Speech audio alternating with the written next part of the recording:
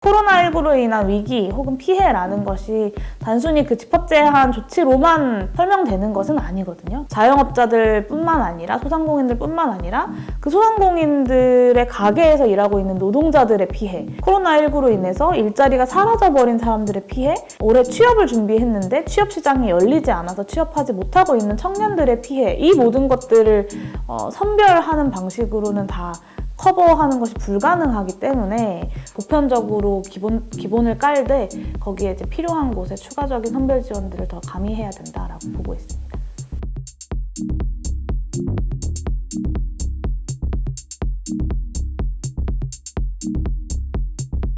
선별 지원과 보편 지원을 마치 택일처럼 생각하고 있는 것은 아니고요. 그러니까 기본적으로 보편적인 지원, 그러니까 이 코로나19로 인한 재난이라는 것이 모든 국민에게 다 닥친 것이기 때문에 보편적으로 두텁게 넓게 깔아두고 거기에 이제 더 필요한 피해 계층에게 좀 더 직접적인 선별 지원들을 더하는 방식으로 가야 한다라고 계속해서 주장해 왔던 것인데요.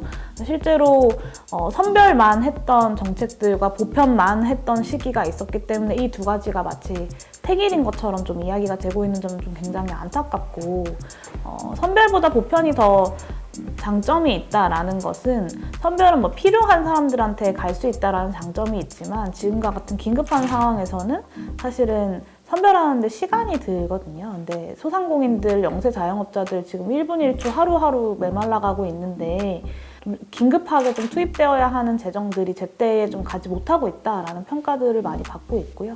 그래서 보편적으로 기본을 깔되 거기에 이제 필요한 곳에 추가적인 선별 지원들을 더 가미해야 된다라고 보고 있습니다.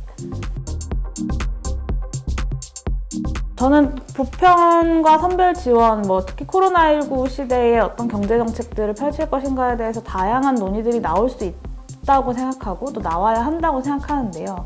근데 일각에서 특히 정부에서 이런 다양한 의견들에 대해서 마치 검토할 가치도 없는 소리 혹은 철없는 소리처럼 여기는 것은 좀 굉장히 문제가 있다라는 생각이 좀 들어요. 그러니까 보편 지원을 지급하는 국민들이 언제나 50%가 넘었거든요. 이 국민들은 다 철없는 사람 혹은 말도 안 되는 소리를 하는 사람들인가라고 한다면 저는 그렇지는 않다고 생각해요. 그러니까 이 긴급재난지원금 보편적인 지급의 효과를 가장 일선에서 체감했던 사람들이기 때문에 그 효과를 그 누구보다 가장 잘 알 거거든요. 그러니까 정말 그 100만 원이라는 금액이 너무나 간절했던 사람들, 그리고 그 100만 원으로 어떤 골목 경제가 다시 살아나는 걸 체감했던 사람들에게는 이게 너무나 좋은 정책이고 필요한 정책이기 때문에 그렇게 얘기하는 건데, 특히 정부 여당에서 그런 다양한 목소리들에 대해서 좀 일축하거나 논의할 가치가 없는 이야기로 치부해버리는 것은 좀 문제가 있지 않나라는 생각이 듭니다. 가장 첫 번째 점은 사각지대가 발생한다는 점이고요. 그러니까 코로나19로 피해를 본다라는 것은 물론 이제 집합 제한 같은 영업 정지 같은 이제 제한 조치가 들어갔던 업종들에 대해서 특별히 더 많은 지원이 들어간다는 점에 저도 동의합니다만은 이 코로나19로 인한 위기 혹은 피해라는 것이 단순히 그 집합 제한 조치로만 또 설명되는 것은 아니거든요. 그러니까 지금 영업을 잘 하고 있는 업종들도 사실은 코로나19로 인한 피해가 있고, 그리고 자영업자들 뿐만 아니라 소상공인들 뿐만 아니라 그 소상공인들의 가게에서 일하고 있는 노동자들의 피해, 그리고 코로나19로 인해서 일자리가 사라져버린 사람들의 피해, 코로나19로 올해 취업을 준비했는데 취업 시장이 열리지 않아서 취업하지 못하고 있는 청년들의 피해, 이 모든 것들을 선별하는 방식으로는 다 커버하는 것이 불가능하기 때문에 좀 더 빠르고 효과적으로 직접 지원, 그리고 나중에 이제 세금을 거둬들이는 방식에서 선별적으로 회수하는 것이 더 효과적일 것이다 라고 많은 사람들이 예측을 하고 있는 거죠. 재정 건전성 이야기를 정말 많이 하고, 또 최근에 홍남기 경제부총리가 재정 건전성 이야기를 하기도 했는데요. 저는 한국만큼 재정이 건전한 나라가 어딨나라는 질문을 좀 하나 던지고 싶고요.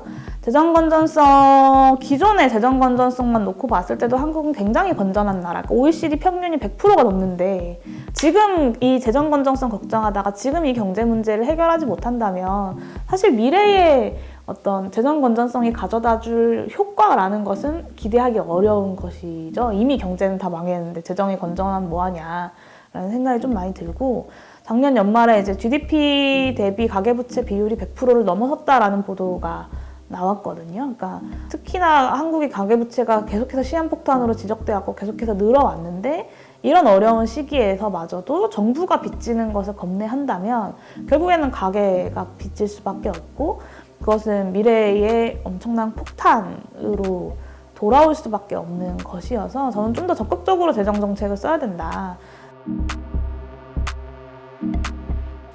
특히 지금 4차 재난지원금 전국민 지급 이야기가 나오면서 국민의힘에서 매표행위다 같은 표현을 쓰고 계시거든요. 근데 저는 그렇다면 참 비극적인 일이라고 생각하는데, 그 국민의힘, 그 김종인 비대위원장이 바로 작년 총선에서는 전국민 지급을 이야기했었거든요. 총선을 앞두고. 그럼 본인들은 매표행위를 했던 것이냐. 대한민국의 제1야당이 그런 마음으로 정책을 제시했다고 믿고 싶지는 않아요. 그것이 사실관계가 어떻게 됐던 간에. 선거이든 아니든 그러니까 국민들이 원하는 것을 정치권이 논의하고 어떤 결정들을 해나가는 것이 정치의 역할일 텐데도 불구하고 이것을 포퓰리즘이라고 비난하는 건 사실 역으로 지금까지의 정치권이 그런 역할들을 거의 해오지 않았던 것 아닌가라는, 반증하고 있는 것 아닌가라는 생각도 좀 들어요. 제가 제안했던 건 작년에 예산안 심사할 때 국민들이 안정적으로 좀 1년을 유지하고 계획을 세워서 운영할 수 있게끔 분기별로 국민들에게 1인당 40만 원의 전국민 재난지원금을 지급하자라고 제안을 했었어요. 이게 실제로 한 82조 정도로 계산이 되는데, 작년에 저희가 4차 추경으로 편성했던 코로나 관련된 추경 예산이 한 63조 정도 돼요. 그러니까 여기서 조금만 더 쓴다면 40만 원씩 전국민 재난지원금 충분히 할 수 있는 거죠. 그리고 지금 2021년이 코로나 극복과 경제 반등의 가장 중요한 어떤 순간이라고 생각한다면 작년 추경 규모를 생각하지 않고서도 그 정도의 돈을 쓸 수 있는 것 아닌가.